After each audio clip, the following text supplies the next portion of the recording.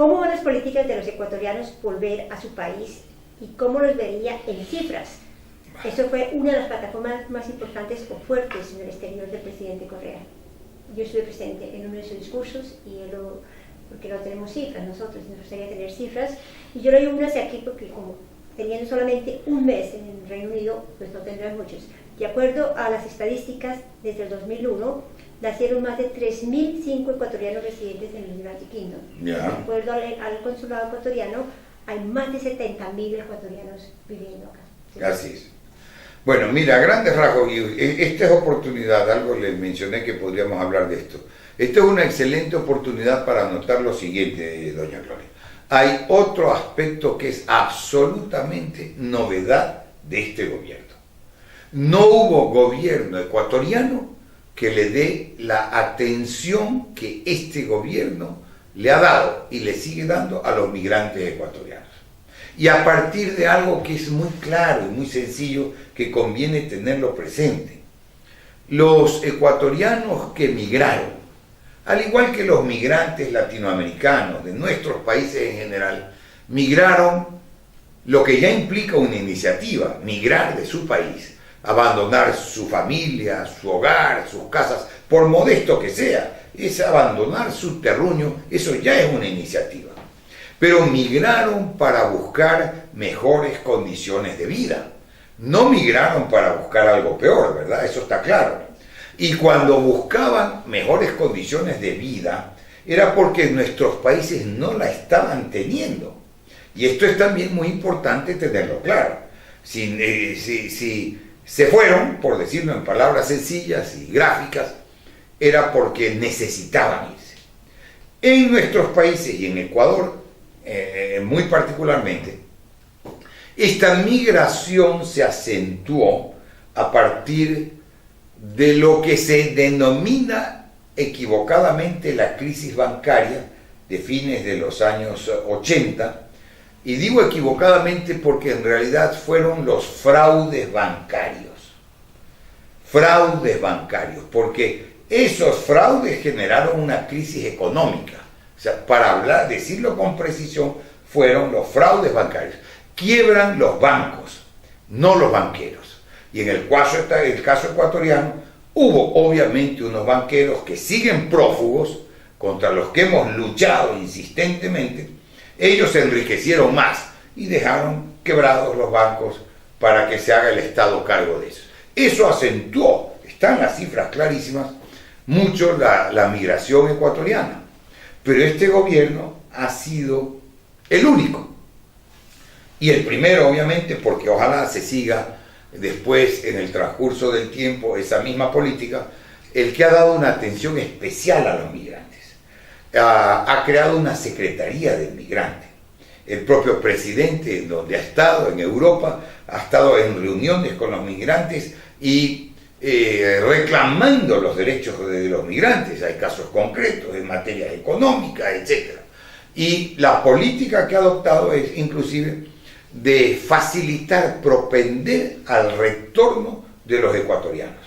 Porque si los que vinieron y aprovecharon la estancia en países de mayor desarrollo, o como se lo decía más técnicamente, o con cierto eufemismo, mayor desarrollo económico relativo, pero a la postre países más desarrollados, si aprendieron, si algo ahorraron, vuelven al país. Inclusive Ecuador les facilita ese retorno a los profesionales o a los técnicos ecuatorianos o a todos los ecuatorianos en general que regresen. Tienen exoneración de impuestos hasta un vehículo de su propiedad que llega a un límite. Obviamente el vehículo tiene que tener un límite de valor, me parece que es alrededor de $20.000, tienen todas las facilidades, el gobierno ayuda a que trabajen en el país, mientras están afuera tienen toda una comunidad organizada, el gobierno apoya a esa comunidad. Nos hemos encontrado con usted, doña Gloria, la semana pasada en un evento de esta comunidad ecuatoriana, y para mí es muy grato, y permítame destacarlo aquí, que de los países hermanos celebran la organización, la calidad, lo homogénea que es la actividad de esta comunidad ecuatoriana. Lo celebraba una colega suya, periodista también, periodista colombiana, y para dar un ejemplo, pues que esto, para que vaya absolutamente en la línea de que estamos dispuestos a compartir nuestros avances en esa generosidad y solidaridad latinoamericana, viene una delegación a fines de esta semana o la próxima semana, pues, de parlamentarios bolivianos, y nos han pedido de la Embajada de Bolivia mantener una reunión con los líderes y los representantes de la Casa Ecuatoriana, como se denomina acá, para que les demos cierta información, cierta cooperación, cierta asesoría, porque ellos querrían organizar también de manera similar su comunidad de migrantes en el exterior. Entonces, ese es un aspecto, bien que usted lo tocó, que para el gobierno, doña Gloria, tiene una importancia especial. Y mire que eso se refleja también en una nomenclatura. Yo creo que como pocos, sino también ninguno antes, el canciller Patiño le ha dado y le da una atención especialísima a los migrantes. Ahora mismo ha venido a Europa. Yo estoy viajando el fin de semana para encontrarme con el canciller, al igual que otros funcionarios en España, donde tiene reuniones con los migrantes ecuatorianos, donde está la presencia de un gobierno permanentemente atendiendo a las necesidades, o al menos mirando y estando de cerca con sus migrantes, ¿verdad? Y tanto es eso que le decía, para darle un ejemplo, que en nuestro caso no es solo cuestión de nomenclatura, sino de recoger la realidad que se vive en el país. El Ministerio de Relaciones Exteriores ecuatoriano se llama, hoy por hoy, Ministerio de Relaciones Exteriores y Movilidad Social. Porque ¿qué más que mantener en cuanto a las relaciones en el exterior, las que tengan que ver con nuestros habitantes que están en el exterior? Señor embajador, por parte de Aculco, que Aculco trabaja con los ecuatorianos, trabajamos en España y hemos trabajado en el retorno voluntario de los ecuatorianos y hemos devuelto más de 200 ecuatorianos a Ecuador por voluntad propia, no han sido obligados, y hemos tenido una comunicación directa con ellos y todos están muy contentos, a diferencia de países como Colombia o países como Bolivia, que hemos trabajado con 3 países de Italia, España y el Reino Unido. Entonces, que está muy correcto y estamos contentos. Ojalá todos los latinoamericanos pues, que quieran volver a sus países estén tan contentos como los ecuatorianos. Y tuvieran esa facilidad. Me alegro, doña Gloria, que usted lo corrobore.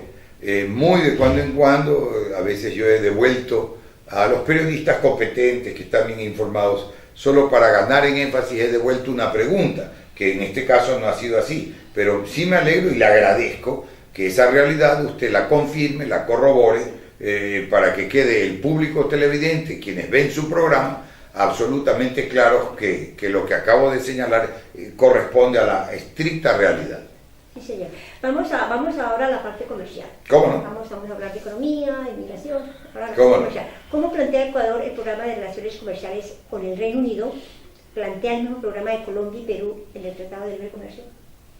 Bueno, ahí hay un tema que eventualmente pueda resultar un poquito complicado desde el punto de vista técnico.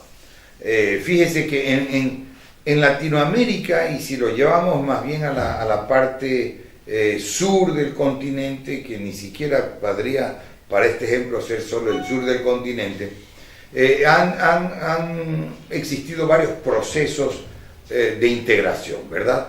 Y en la parte comercial en concreto, arranca de los años 60, si no me equivoco, con lo que fue la ALALCA, la Asociación Latinoamericana de Libre Comercio.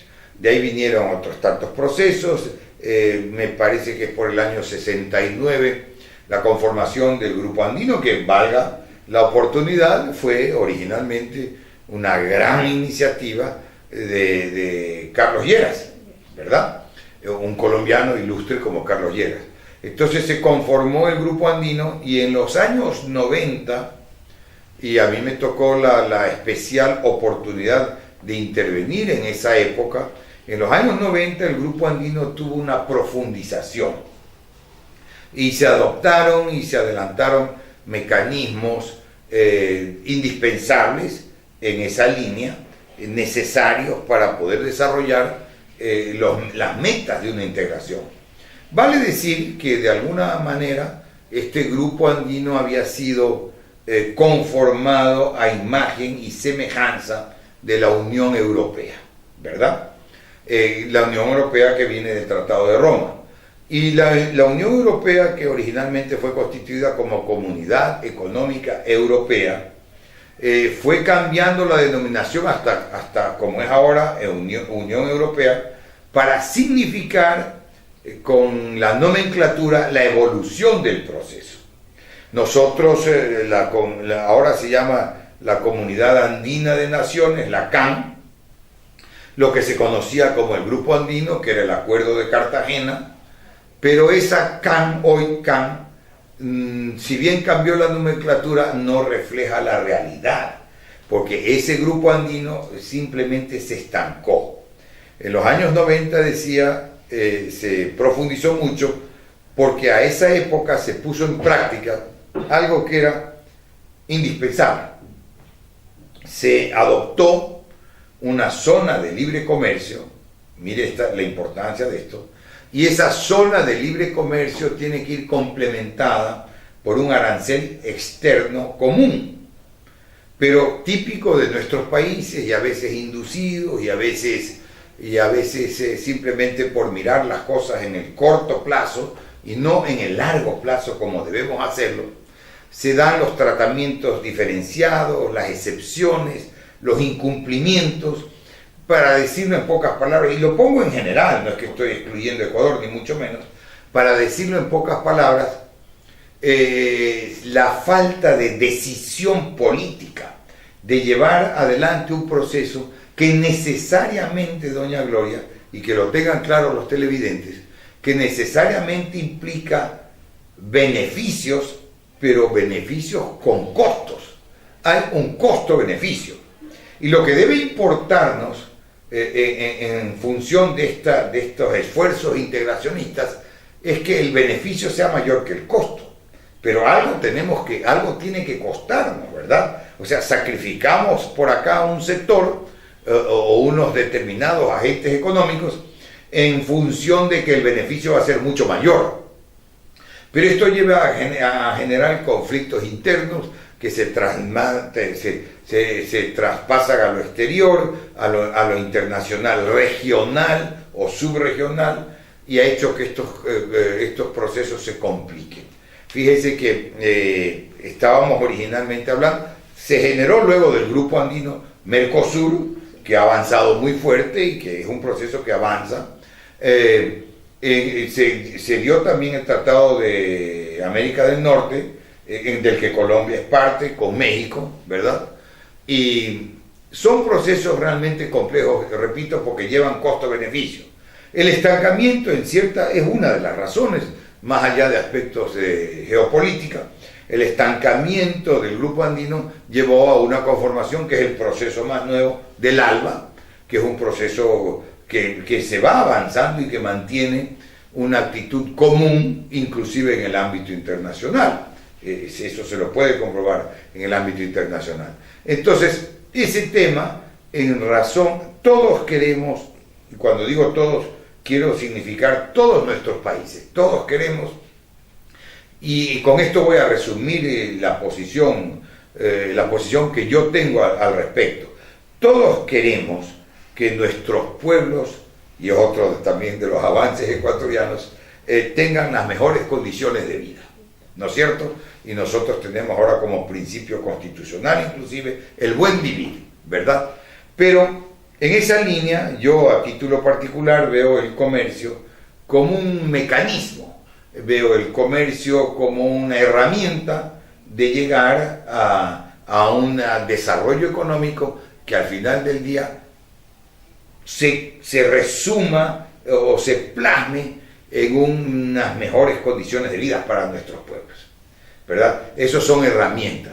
Pero en eso el tema es un poco de manejarlo con un poco de cuidado, porque eventualmente el tratar de conseguir unos beneficios por este lado puede llevarnos a que tengamos acá ciertos conflictos de intereses entre socios, me refiero a países socios, y eso genera confusión. No queremos tampoco que esto se vuelva una especie de telaraña comercial en el que todos los países tengan distintos acuerdos con tantos otros países y al final del día nadie entiende nada cuáles son las reglas. El proceso tiene que ser sencillo, tiene que ser claro, el tema comercial, el tema económico debe llevar finalmente a un mejor bienestar de nuestros pueblos, esa es la meta, y tiene que ser ordenado. Entonces, bajo esas premisas en las que yo estaría un poco moviéndome. Sí, de acuerdo con las encuestas que se han hecho, ACNUR ha hecho algunas encuestas con los latinoamericanos que viven en el Reino Unido, lo ven, el Tratado de Libre Comercio lo ven más positivo para las multinacionales y mucho más negativo para los mismos latinoamericanos. Entonces ahí... Mire que usted lo anota, por supuesto, es que eso es lo que digo, y es que eso es lo que tenemos que tenerlo claro, doña Gloria, el beneficio tiene que ser para la mayoría, un costo-beneficio, pero obviamente no para las empresas transnacionales. Y muchas, porque tampoco son todas, pero muchas de esas empresas transnacionales solo miran su beneficio y su interés y su rendimiento económico como particular, ¿verdad? Por eso es que hay que fomentar también toda esta unión que lleve a la conformación de grandes empresas regionales o latinoamericanas. Y yo le voy a dar un ejemplo clarísimo, mire, le voy a dar un ejemplo clarísimo de un tema es decir, de una empresa, porque casi se maneja como empresa, la Corporación Andina de Fomento. La Corporación Andina de Fomento, que está conducida por un boliviano, Enrique García, se ha hecho un ente financiero que colabora en el desarrollo y en los proyectos de desarrollo de nuestros países, y es un ente financiero de reconocimiento mundial. Podemos ser eficientes, podemos tratar de desarrollar nuestras...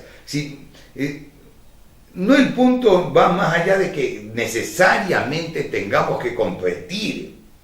¿Por qué no llegar a consideraciones, para mí en cierto momento casi elementales, de competir en lo que sea legítimo, pero de complementarlos? Y una vez que nos complementamos, tenemos que participar como grupo de países en el ámbito internacional. Mire que, lo digo con un poquito de reserva para actualizar ciertas cifras, la participación de Latinoamérica en el comercio mundial, no pasa del 5%. Entonces, ¿qué queremos, verdad? Porque si somos países hermanos, con un origen común, con un idioma común, con costumbres comunes, con familias vinculadas, con vecindad estrecha, y en el caso nuestro, hasta de la embajada en Londres, que estamos en el mismo piso, ¿verdad? Somos vecinos de frontera y vecinos de embajada. ¿Por qué no podemos conseguir cosas, para volver al ejemplo europeo, que son hoy por hoy 18 países, luego que empezaron 12, con distintos idiomas, distintas costumbres, distintas religiones y hasta 2 guerras mundiales a cuestas? Entonces, realmente tenemos nosotros todo para ir adelante unidos, complementándonos en lo que podamos complementarnos.